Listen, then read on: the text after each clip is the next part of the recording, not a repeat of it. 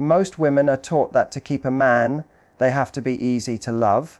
They think the more available, agreeable, and accommodating they are, the more he'll want to stay. But the truth is, a man doesn't chase what is easy, he chases what he has to earn. Today, I'm giving you the 3 forbidden phrases that most women are terrified to say. These phrases aren't meant to be mean. They are designed to show him that you are a woman of sovereignty and high standards. The moment you say these, you stop being a choice and you start being a challenge. If you want to shift the power dynamic and make him see you as the prize he can't afford to lose, listen closely. We've been taught that to keep a man, we have to make things easy for him.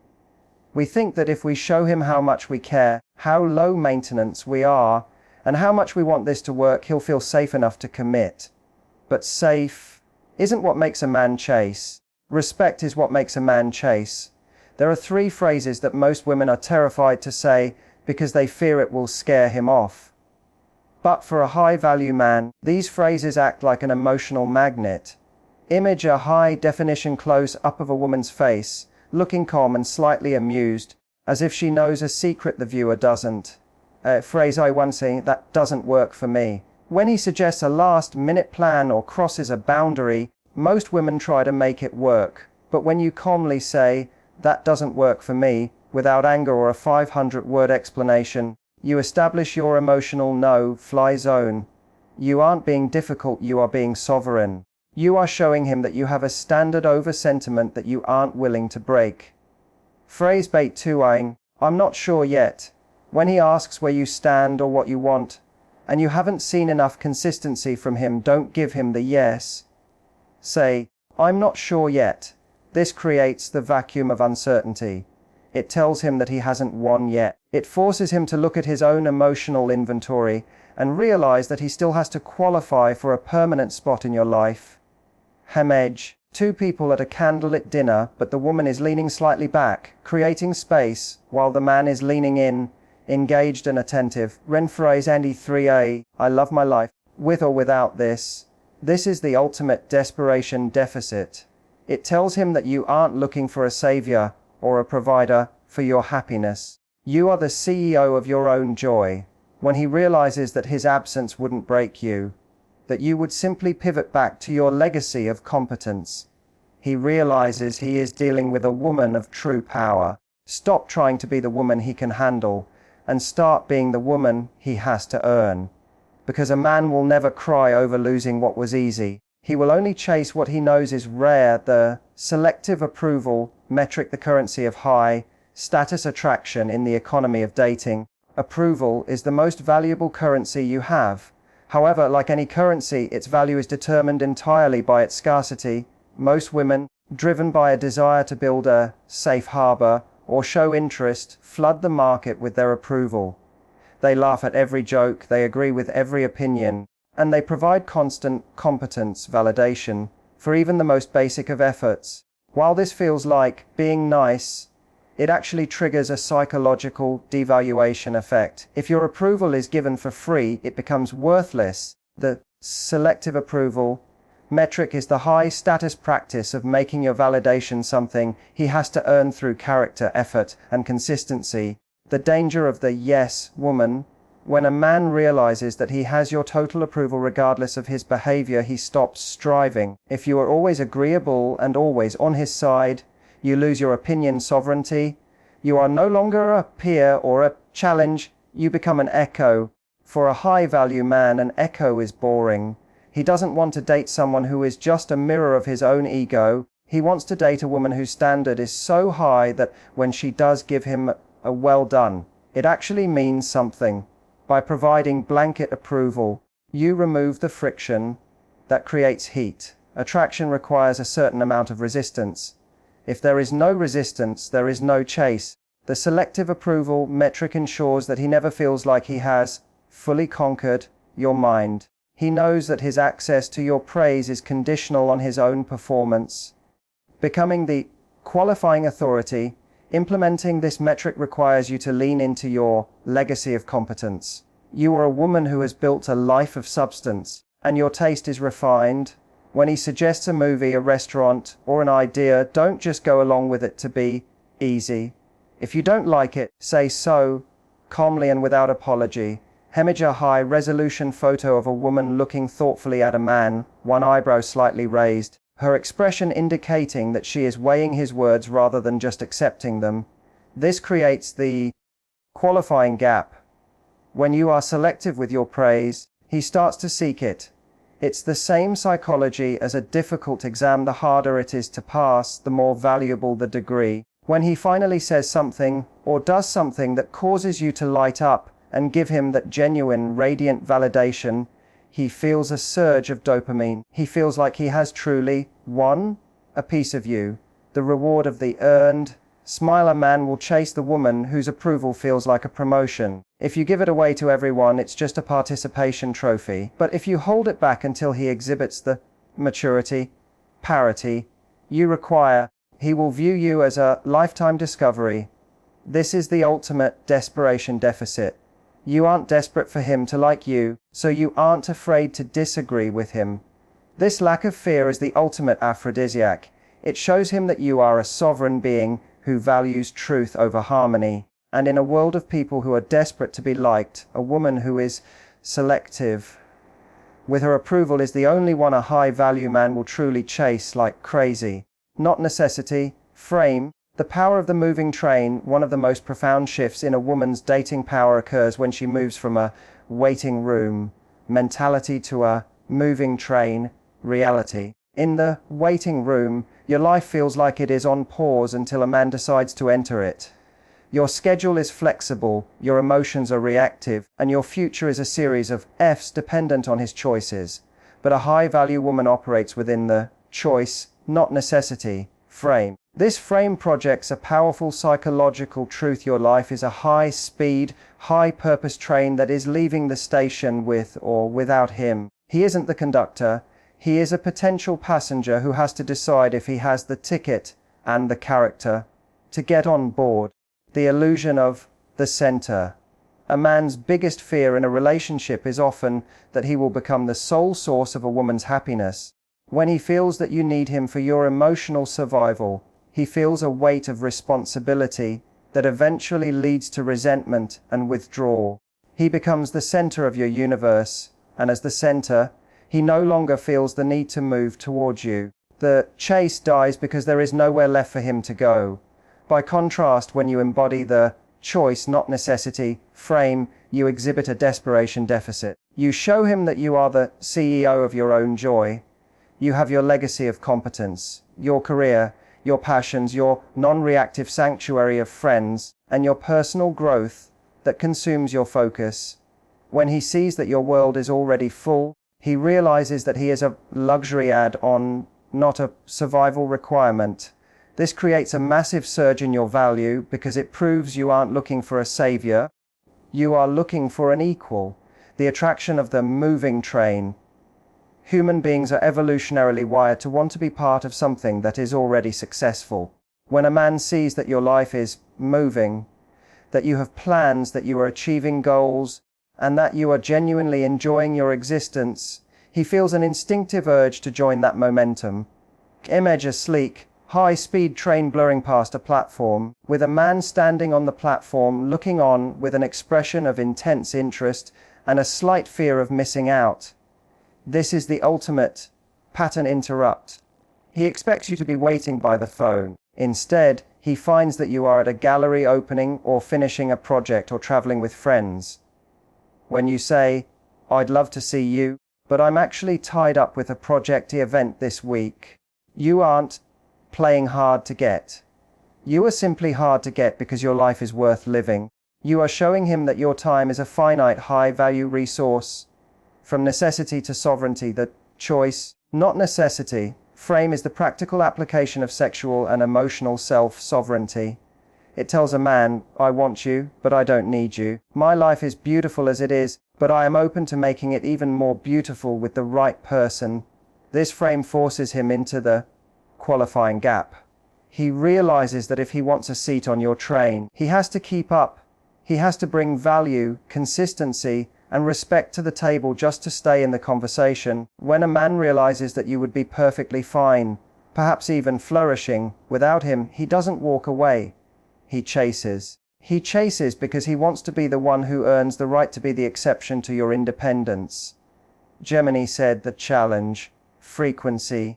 Why men chase the climb in the world of high-stakes attraction. Ease is often the enemy of desire. While we are taught that being low maintenance and easy-going is the key to a man's heart, the reality of male psychology is quite different. Men are evolutionarily wired for the pursuit, the problem-solving, and the conquest of value. When a woman is too solved, when her schedule is always open, her opinions always mirror his, and her heart is won before he's even broken a sweat, the challenge frequency is flatlined. To make a man chase like crazy, you have to operate on a frequency that requires him to level up just to stay in the game. The psychology of the high status obstacle. A man values what he has to work for. If he walks into a store and is handed a gold watch for free, he'll wear it, but he won't treasure it. But if he has to save for a year, research the brand, and navigate a waitlist to get that same watch, he will protect it with his life. The challenge frequency is the dating equivalent of that waitlist. It isn't about being difficult or playing games. It's about having a standard over sentiment that is so high he is forced to become a better version of himself to meet it. When you operate on this frequency, you aren't an easy win. You are a lifetime discovery. You have an emotional no-fly zone that he must respect. You have a legacy of competence that he must admire. When he realizes that your time, your attention, and your heart are not default settings but are earned privileges, he stops being a passive observer and starts being an active pursuer. Maintaining the qualifying gap. The core of the challenge frequency is the qualifying gap. Most women close this gap too early. They decide a man is the one after 3 dates and stop qualifying him. They move from is he good enough for me to how can I make him stay. The moment that shift happens, the challenge is gone, and so is the chase. To maintain the frequency, you must remain the qualifying authority. When he does something well, you give him selective approval.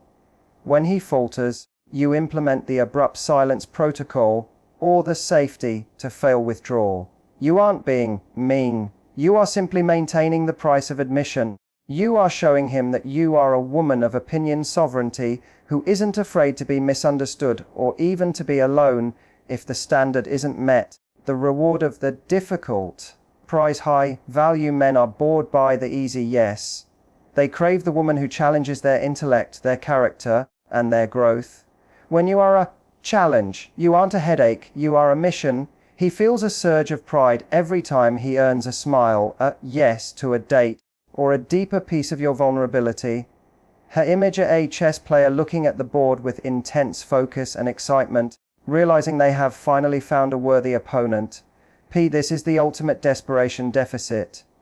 You aren't desperate to be caught, so he has to run faster to catch you. By remaining a high-status challenge, you ensure that the relationship never becomes stagnant. You keep him in a state of perpetual discovery, where he is constantly learning that your value is deeper than he originally thought. And because he had to climb the mountain to get to you, he will spend the rest of his life making sure he never falls off.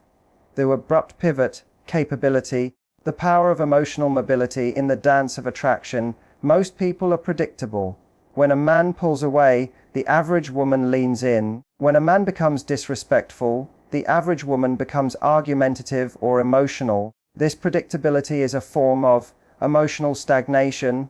It tells a man exactly how much he can get away with because he knows your reaction before he even acts. But a high-value woman possesses a psychological superpower, the abrupt pivot capability. This is the ability to shift your energy from warm, radiant, and all-in to cool, distant, and sovereign. The very moment a boundary is crossed, it is the ultimate proof that your warmth is not a permanent state of nature, but a conditional gift. The end of the predictable woman, the abrupt pivot, is the practical application of your emotional no-fly zone. Most women fear that if they suddenly change their energy, they will be labeled moody or difficult. So they try to maintain a consistent sweetness, even when they are being mistreated.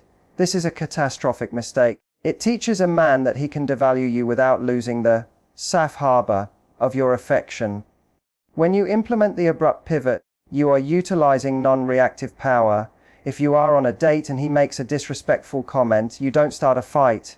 You don't get teary-eyed. You simply pivot. Your radiant smile vanishes. Your selective approval is withdrawn. You become polite but unreachable. This sudden change in the atmospheric pressure of the room is far more terrifying to a man than a scream ever could be. It signals that he has just lost clearance to your inner world. The psychology of the energy withdrawal. Human beings are wired to be hyper-sensitive to the withdrawal of warmth. When you are a non-reactive sanctuary, a man feels safe. But when you pivot, you create an immediate contextual gap. He realizes that the person who was just laughing with him is now looking at him like a stranger who has just failed an audition. Hey, image, a high-definition shot of a thermostat being turned from a warm orange glow to a sharp, icy blue. It represents the immediate shift in emotional climate. This pivot demonstrates your standard over sentiment. It shows that your self-respect is faster than your feelings. You aren't performing anger. You are simply no longer interested in providing competence, validation, to someone who isn't meeting the standard. This creates a vacuum. In that vacuum, he feels the cold. He feels the weight of your abrupt silence. And he realizes that the only way to get the hate back is to correct his behavior. The sovereignty of choice, the abrupt pivot capability is the ultimate expression of sexual and emotional self-sovereignty. It proves that you are in control of your energy inventory. You aren't a victim of his moods, you are the judge of his actions. By being able to pivot away at a moment's notice, you show a desperation deficit that is incredibly magnetic. A man will chase the woman whose warmth he knows he can lose. If your warmth is guaranteed, it has no value. But if it can be pivoted away the second he drops the ball, he will treat your attention like the precious, high-status resource it is. You aren't being hot and cold. You are being consistent with your standards. And there is nothing that makes a man level up faster than the realization that the woman he's with has the power to leave him, spiritually and emotionally, long before she ever walks out the door. The standard over sentiment ruled the architecture of unshakable respect in the anatomy of a heartbreak or a failing relationship. There is a war being waged between two internal forces: your sentiment, which is the deep, emotional attachment you feel for a man, and your standard, which is the logical blueprint of how you must be treated to remain in a connection. Most women lose this war because they allow their sentiment to act as a get-out-of-jail-free card for a man's poor behavior. They feel so much love that they lower the bar to accommodate his lack of effort. But a highly attractive, high-status woman operates on a different hierarchy. She practices standard over sentiment. She understands that while her feelings are valid, her standards are non-negotiable. The sentiment trap. Sentiment is a powerful drug. It reminds you of the peak moments, the early dates, the late-night conversations, and the potential of what the relationship could be. When a man stops showing up, when he becomes inconsistent, or when he disrespects your emotional no-fly zone, your sentiment tries to protect him. It whispers, "But he's going through a hard time," or, "But we have so much history." The problem is that a man doesn't fall in love with your ability to overlook his mistakes. He doesn't respect you more because you understood him into treating you poorly. In fact, the more you allow sentiment to override your standards, the less value you have in his eyes. You become a bargain, someone who is willing to sell her self-respect for the price of his company. The standard, as a fortress, a standard, is not a suggestion, it is a boundary of entry. It is the legacy of competence applied to your personal life. When you choose standard over sentiment, you are telling the manes and yourself, "My feelings for you are a separate issue from your eligibility to be in my life." This means that you can love a man deeply and still walk away from him. This is the ultimate pattern interrupt. A man expects that if you love him, you are trapped by that love. He thinks your feelings give him leverage. When you implement the abrupt silence protocol or the abrupt pivot. Despite your heart being broken, you shatter his leverage. You prove that your opinion sovereignty, your own judgment of what is right, is more powerful than your biological urge to connect. This strength is terrifyingly attractive to a high-value man because it proves you are a woman of integrity. Why he chases the standard: a man doesn't chase the woman who loved him too much. He chases the woman who respected herself more. When you prioritize your standard, you force him to face his own emotional inventory. He realizes that your safe harbor wasn't a charity. It was a high-status destination that required a specific visa of respect to enter. By choosing standard over sentiment, you are showing him that you are a sovereign being. You aren't a dependent, waiting for him to choose you. You are a qualifying authority who has just found him wanting. The finality of your departure is what haunts him. He realizes that your love was a gift, but your standard was the price of admission. And because he couldn't pay the price, he has lost the gift forever. That realization, that he was weighed in the balance and found lacking by a woman who truly loved him, is the most devastating emotional experience a man can have. The vacuum of uncertainty, the engine of obsession in the early stages of attraction. Certainty is the silent killer of desire. While your instinct may be to provide a man with total clarity, telling him exactly how much you like him, where you are at all times, and what your future plans are, this level of transparency often backfires. It creates a solved mystery effect. When a man knows everything about your emotional state, he stops thinking about you, because there is no mental work left to do. The vacuum of uncertainty is the psychological space created when you remain a high-status enigma, forcing his mind to fill the gaps with thoughts of you. The science of mental real estate. Human beings are hardwired to close loops. When we encounter a puzzle or an unfinished story, our brains become hyper-focused on finding the solution. This is known as the Zeigarnik effect. In dating, if you provide the ending to the story too soon, by being overly available or emotionally transparent, you close the loop. His brain checks you off the list and moves on to the next unsolved problem.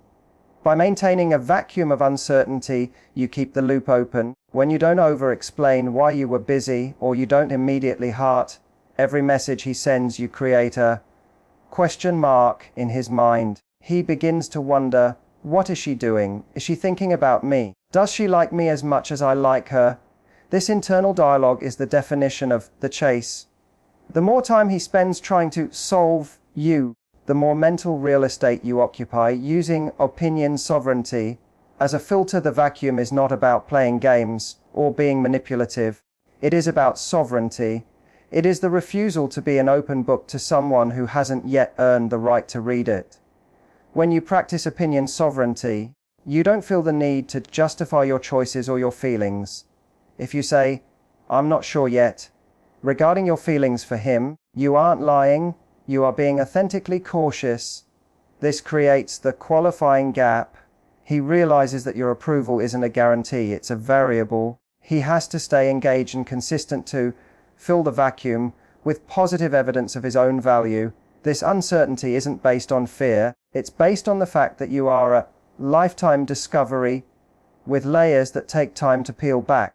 The magnetism of the unknown man will always be more fascinated by the woman he is trying to understand than the woman he has already figured out. The vacuum of uncertainty acts as a mirror for his own desires.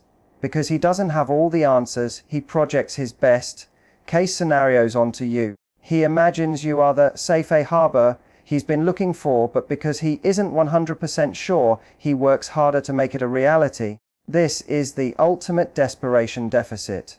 You aren't desperate for him to know your heart, because you know your heart is a prize. By holding back the full reveal, you allow the tension to build. You show him that your life is a complex, moving train, and he is still in the observation phase. And as long as there is a vacuum to fill, he will keep chasing, keep dreaming, and keep investing in the mystery that is you. The reason these phrases work is because they prove you have a desperation deficit. You aren't afraid of the silence, and you aren't afraid of being alone. When you choose standard over sentiment, You force a man to face the reality of your value. He realizes that access to your heart isn't a permanent right. It's a privilege that he has to maintain every single day. Stop worrying about scaring him off and start focusing on qualifying him. The right man won't run away, he'll run faster to keep up. I'll see you in the next video.